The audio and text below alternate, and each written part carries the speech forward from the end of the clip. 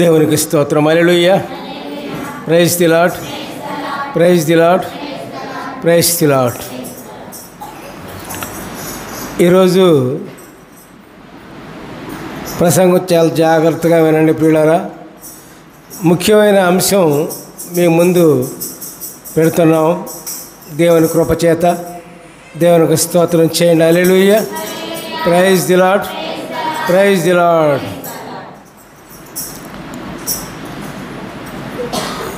ఏంటంటే అక్షర సంబంధమైన పరిచర్య ఒకటి, రెండవది ఆత్మ సంబంధమైన పరిచర్య.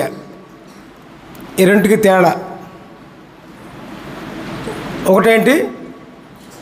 అక్షర సంబంధమైన పరిచర్య ఒకటి,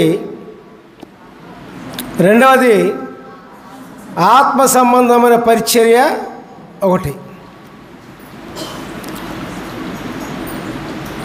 అక్షర సంబంధమైన పరిచర్యకు ఉదాహరణ ఏంటంటే, ఇజ్రాయేలీలు ఎర్ర సముద్రం దాటి ఇటువైపు వస్తారు. వచ్చిన తర్వాత మోషేను పర్వతం మీదకి దేవుడు పిలుస్తారు, సీనాయి పర్వతం మీదకి. అక్కడ దేవుని సన్నిధిలో దేవుడు అక్కడ ఉంటారు.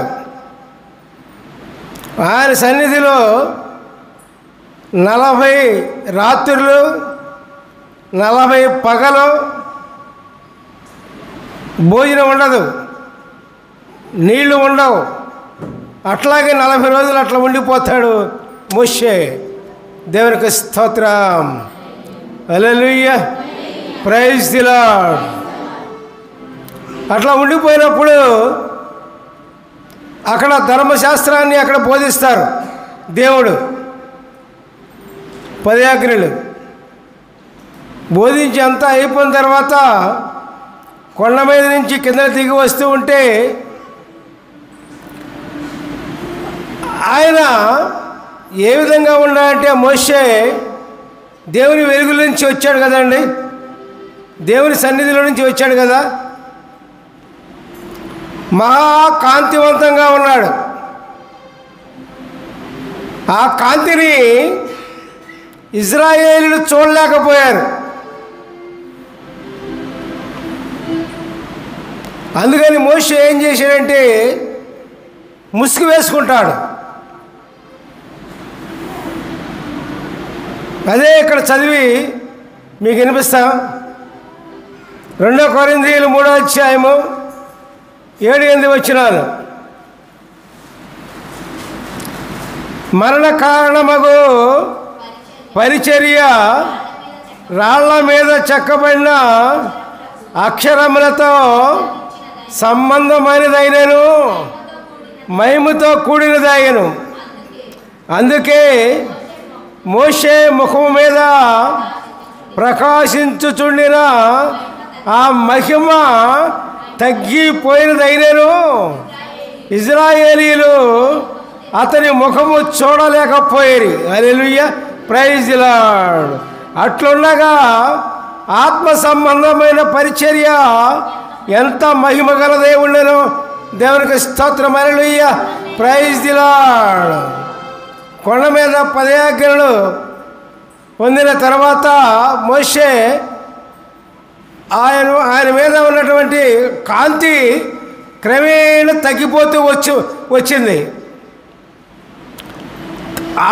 ఆ విధంగా తగ్గిపోయేదే అంత మహిమ కలదైతే ఆత్మ సంబంధమైన పరిచర్య ఇంకా ఎంత గొప్ప మహిమ కలదిగా ఉంటుందండి. దేవునికి స్తోత్రం చేయండి. హల్లెలూయా. Praise the lord. ఇప్పుడు మనది ఏ పరిచర్య? మనది ఏ పరిచర్య? ఆత్మ సంబంధమైన పరిచర్య మంది పిల్లరా. మరి తగ్గిపోయినదే 3వ అధ్యాయం 11వ వచనం. తగ్గిపోయినదే మహిమ గలదై ఉండిన ఎడలా నిలుచున్నది మరి ఎక్కువ మహిమ గలదై ఉండదు కదా. Hallelujah. Praise the lord.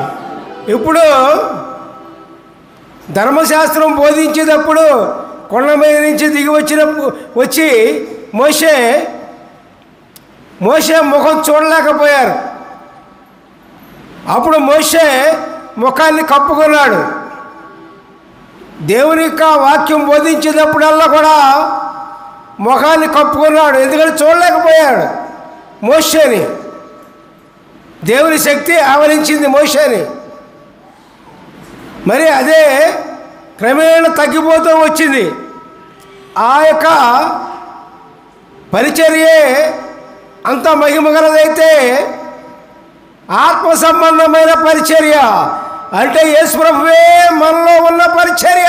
Hallelujah, praise the lord. ఆత్మ సంబంధమైన పరిచర్య ఏంటండి?